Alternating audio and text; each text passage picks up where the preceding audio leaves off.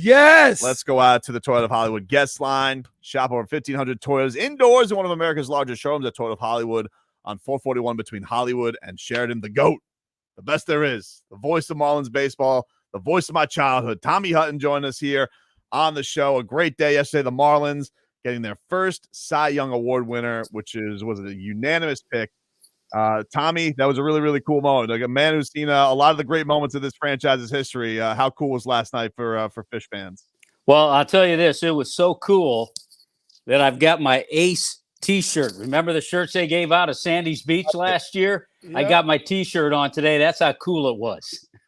It's not only the fact that he gets it, but to be unanimously selected for what he did. Were you surprised that he got every vote in last night's award? You know what's amazing is that personally I was not surprised. I have a feeling there were some people around the country that maybe were a little surprised.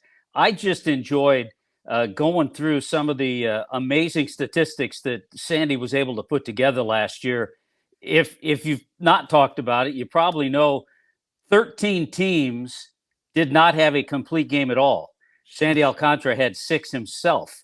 He had more complete games than any team in both leagues. He finished strong. His last 4 starts, his ERA was 1.41. He was just amazing. And I read a great article yesterday, I think it was, David Adler of MLB.com was talking about Sandy Alcántara, the starter, and Sandy Alcántara, the closer. And he mentioned how Sandy's stuff, his four-seam fastball, his changeup, his slider, was as good as any closer around the leagues coming in the 9th inning. So when he got to the 9th inning, he had as good a stuff as any closer. So it was just amazing. How unique is this, though? I mean, are there more pitchers? Like, I won't say as good as Sandy, but are there more pitchers that could do things like this, but because of the way baseball is, they don't get an opportunity? Or it's just Sandy he's one of the only guys that can do some of the things that he's done with the complete games with, I mean, it's just the innings pitched. I mean, he's far and beyond the best pitcher, but are there other pitchers that, you could probably look at and say, if given the opportunity, maybe he could do some things like this? Leroy, you got a little old school in you. I can tell right now. I honestly think there are, but I think because of the nature of the game and salaries the way they are and teams trying to protect pitchers, I think there are pitchers that could do it. And the old school part of me thinks that maybe somewhere down the road in the next few years, we'll see more of this, especially the way Sandy was appreciated by the sports writers around baseball. I just think it sucks because I was always taught only in order to be stronger at what you do, you have to do it more. Mm-hmm. Oh, yeah. I remember there's an old pitcher way before everybody's time. His name was Stan Williams. Stan later became a pitching coach for a number of major league teams. And when he was a pitching coach, he used to throw a lot of batting practice every day. He was throwing batting practice every day. And I remember running into him and him telling me it's the best his arm had ever felt because he was doing so much throwing. And I know in years past, the Braves pitchers, when they had the big 3 of Smoltz, Glavine, and Maddox, those guys wouldn't just throw one little side session. They'd throw a couple of side sessions, maybe at a half velocity, 3/4 velocity, and they maintained during the course of the year.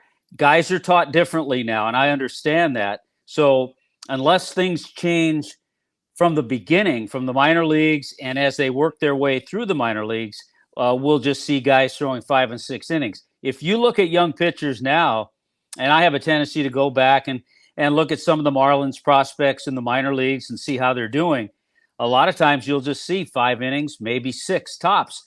They just want to protect the guys. They feel that's the best way to get their strength, protect them, and get them to the major leagues. But I really feel, and maybe it's the old school romantic in me, that it will come back and we'll see more guys like Sandy Alcántara. The last guy I heard talk about this is Nolan Ryan. and he threw fastballs forever, right? Like, But I just think like it almost seems like you have to have twice as good a pitching staff if every starter only pitches 5 innings. Well, the problem, and I've talked to Jeff Nelson about this, who helps us out on Bally Sports at a lot of games, and Nelly has said the same thing. If you have a starter go 5, then you're relying on 4 different guys, because each guy coming out of the bullpen is usually only going to throw 1 inning. You're relying on 4 guys be on the top of their game. Not always going to happen. Most of the time it doesn't happen. One of them will have a bump in the road, and then there's your problem. So the more innings you can get out of your starter, the fewer guys you're going to have to rely on out of the bullpen. Right. Tommy, when it relates to Sandy, how much of this is mentality? How much of it is he's just a huge horse and has the physical capabilities of doing this? How much of this is just that maybe he's mentally tougher than guys? Like, what do you think, watching him, being around him, what do you think makes him so special that he's able to do this? Well, all of the above. He wants to do it. His mindset, he is a horse. He's strong. He works out more than anybody that I've ever seen and been told. After a start, what he does in between starts in the weight room, down in the bullpen, he puts in the effort for sure. And then mentally, you've got to have that attitude, and Sandy has that attitude. He wants to go out and throw 9 innings every time he gets the ball. So you have to throw all those things together. And I realize not every pitcher is going to have the physical capabilities of doing that, but Sandy certainly does. Do you feel like that's going to have a good trickle down maybe for the other pitchers in the organization? I know there's a lot of good young arms, and sometimes bad stuff happens, like to Max Meyer. Just unfortunate things are going to happen. That's the natural, that's the game. But do you feel like having a guy who is at the top like this and seeing the way that he works, what kind of influence do you think that can have on the other guys in your organization? I think it has an influence, and I've been reading already that young prospect Yuri Perez is already beginning his off-season workouts with Sandy Alcántara. So go for it, Yuri. Do whatever Sandy does. Do whatever he says. And that's a great sign to see that can happen. And also, got to give a tremendous amount of credit to Mel Stottlemyre Jr., Marlins pitching coach. And I know everybody's happy that he's back for the job that he not only did with Sandy, but has done with all the other pitchers on the roster. I mean, Tommy, here's what I just think of this. I think this is incredible for this organization from this standpoint. You have a guy who's been bred to throw 9 innings. So everybody that follows him is going to think that they have to do what Sandy's doing. So it's going to make the whole pitching staff better. However, most of the pitchers in the league think if I can make it to 5 or 6 innings, that's a quality start. I'm good. Doesn't that attitude need to change? Yeah, I think it does. And you have to look at it this way, too. Sandy, not only, as we talked about, has that mindset, has that physical ability to do it. He has the quality of pitches to do it. He's a guy who we all feel could probably go out and strike out 15 guys a lot of games. But he likes to get outs on ground balls, on that 92-mile-an-hour changeup. And so that conserves his pitch count. Guys who get a lot of swing and miss throw a lot of pitches. So more often than not, they're not going to go the 8 or 9 innings that Sandy does. So there's a difference in pitching style and also physical ability. You mentioned Max Meyer. Max Meyer, barely 6 feet, if he is, has the great arm, the good stuff, but doesn't have that 6'5" frame that Sandy Alcántara has. So there are a lot of things that factor into it. Tommy, where do you think winning this award? Where do you think this puts Sandy in the lore of the franchise history? You know, between Jose, Dontrell, Josh Johnson, Josh Beckett. There's been some electric arms that this franchise has had. Where do you think this puts him? That's great just to hear you reel off all those names of great pitchers. A lot of organizations that have been around a lot longer than the Marlins can't do that. But yeah, it just puts him at the top, being the first Marlin ever to win the Cy Young Award. And guys like Jose and Dontrell and Beckett and Kevin Brown, you go back, Josh Johnson led the league in ERA. It's been a great group of pitchers, but now Sandy stands alone because he's the only one that's got that Cy Young trophy. Tommy, they made the manager hire this offseason with Skip Schumacher. Don Mattingly's time with the team came to an end.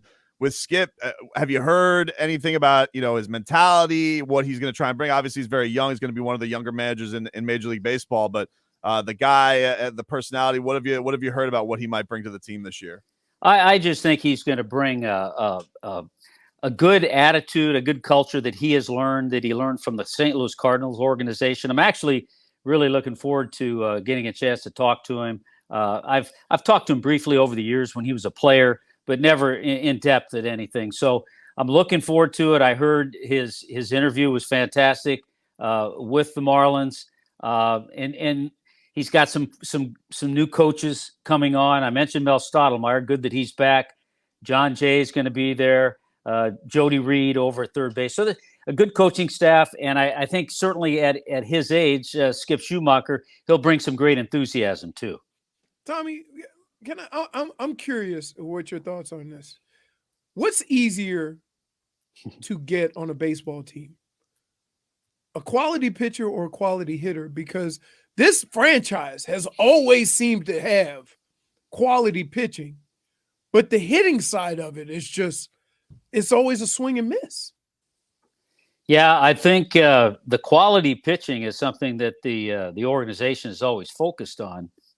And I think the hitting, I think if you had a team that had the quality pitching, the guys who are going to stay healthy, I think you can go out and find hitters. So I guess the answer would be hitters are probably easier to get than a top-notch number one, number two starter.